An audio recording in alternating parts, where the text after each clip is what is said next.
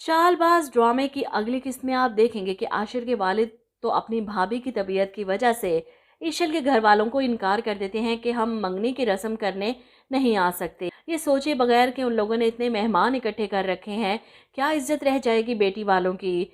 ईशल भी तैयार दुल्हन बनी बैठी है और आशिर अपनी भाभी के पीछे लगकर अपनी मंगनी पर जाने से इनकार कर रहा है कि भाभी हमारे साथ हर सुख दुख में खड़ी रहीं, तो हम क्यों इन्हें छोड़कर अपनी खुशियां मनाने चले जाएं। इस सब में रोहान काफ़ी परेशान है। वो नहीं चाहता कि आशिर का इतना बड़ा दिन खराब हो। ऐसे में आयजा अपने ससुराल वालों पर अपनी धाक बिठाने के लिए इस मौके को भी हाथ से नहीं जाने देती। जब इसे पता चल जाता है कि इसकी माँ की तबीयत बेहतर है, इन्हें रूम में शिफ्ट कर दिया गया, तो वो अपने ससुर से कहती हैं कि देर से ही सही लेकिन हम ज़रूर जाएंगे, आप उन्हें फ़ोन कर दीजिए कि हम आ रहे हैं, थोड़ा इंतज़ार कर लें हमारा।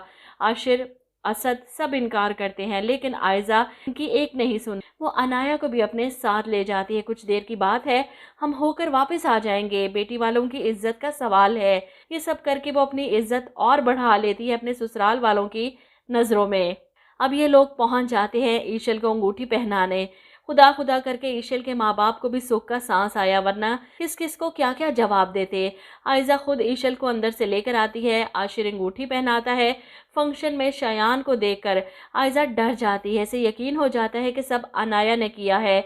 वो जाकर इसे दबोच कर इस पर चिल्लाती है कि शयान को तुमने यहाँ पर क्यों बुलाया, क्या कर रहा है वो यहाँ पर। अनाया तो खुद हैरान थी शयान को इस फंक्शन में देखकर, इसलिए अपनी आपी पर भी गुस्सा करती है कि जो कुछ आपने कल उसके साथ किया, आपको क्या लगता है कल की इतनी बेइज्जती के बाद वो मुझसे बात भी करेगा।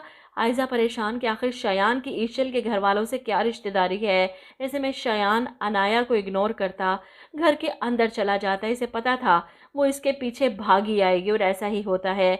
अनाया इसके पीछे आती है। शयान, तुम मुझसे नाराज़ हो, जिस पर शयान गुस्सा दिखाता है।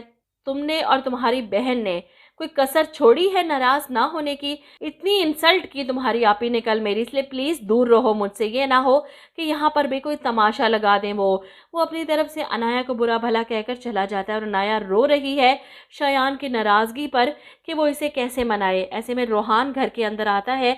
अनाया को रोते देख इसे लगता है कि शायद अपनी अम्मी की वजह से परेशान है, रो रही है, इसीलिए इसे मनाने के लिए, इसका मूड ठीक करने के लिए इसे कहता आओ बाहर चलते हैं, मैं तुम्हें आइसक्रीम खिला कर लाता हूँ। और अनाया इनकार करती है, मुझे नहीं जाना। लेकिन जब रोहान जोर लगाता है कि अच्छा आ जाओ तुम्हारा मूड ठीक हो जाएगा, तो गुस्से में अनाया से जोरदार थप्पड़ मार देती है। मैंने कहा ना मुझे कहीं नहीं जाना।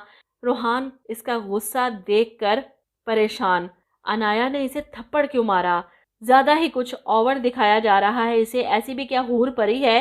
रोहान के सामने तो वैसे ही कुछ नहीं लगती। एनीवेज, अनाया को फंक्शन में ना देकर आयजा परेशान हो जाती है और इसकी परेशानी देखकर असद हैरान, क्या हुआ, कोई बात हुई है, क्या परेशानी है। जिस पर आयजा फौरन कहती है अनाया नजर नहीं आ रही, पता नहीं कहाँ चलेगी, मैं देखती हूँ जरा इसे। वो फौरन अंदर की तरफ भागती है कहीं शयान के साथ ना हो, और ऐसे में इसका सामना शयान से हो जाता है। शयान आयजा को देखते ही तंज करता है, लगता है किसी को ढूंढते ढूंढते यहाँ चली आई। आयजा को गुस्सा आ जाता है, अनाया कहाँ है और तुम यहाँ पर क्या कर रहे हो। जिस पर शयान कहता है रिश्तेदार हूँ, इनवाइटेड हूँ, और अब तो हम भी रिश्तेदार बनने वाले हैं। आयजा को गुस्सा आ जाता है, हमारी तुमसे कोई रिश्तेदारी नहीं। जिस पर शयान कहता है ईशल से तो है, जिसकी शादी अब आपके देवर से होने वाली है, इस लिहाज से रिश्तेदार ही हुए हम भी। आयजा को परेशानी हो जाती है शयान की बातें सुनकर। अनाया की बेवकूफ़ी की वजह से कहीं वो अपने ससुराल वालों के सामने शर्मिंदा ना हो जाए। ऐसे में अनाया को तलाश करते ईशल आवाज़ देती है, आयजा भाभी इनसे मिलिए, ये शयान है, और शयान ये असद भाई की वाइफ हैं। जिस पर शयान कहता है मिल चुका हूँ मैं इनसे। आयजा घबरा जाती है और असद हैरान, मिल चुका हूँ क्या मतलब, आप दोनों एक दूसरे को पहले से जानते हैं। आयजा फौरन इनकार करती है और शयान कहता है अरे नहीं असद भाई, अभी थोड़ी देर पहले मुलाकात हुई थी, शायद अपनी बहन को ढूंढती फिर रही थी। वो आयजा के चेहरे के बदलते हुए रंग को देखकर एंजॉय कर रहा है। खैर घर पहुंचकर भी आयजा परेशान है, सोचों में गुम देखकर असद सवाल करता है कोई परेशानी है आयजा। जिस पर आयजा फौरन इनकार करती, नहीं मैं बस सोच रही थी अम्मी के बारे में। और ऐसे में असद इसकी तारीफ करता है, ये तुम्हारा बड़ापन है आयजा कि अपनी माँ की इतनी तबीयत खराबी के बावजूद भी तुमने आशिर के इतने बड़े दिन को ज़ाया नहीं होने दिया। जिस तरह तुमने अपने ससुराल में अच्छा इमेज क्रिएट किया है, देवरानी के ससुराल में भी कर लिया। वो दिन ब दिन आयजा की अच्छाई देखकर खुश हो रहा है अपने इंतखाब पर।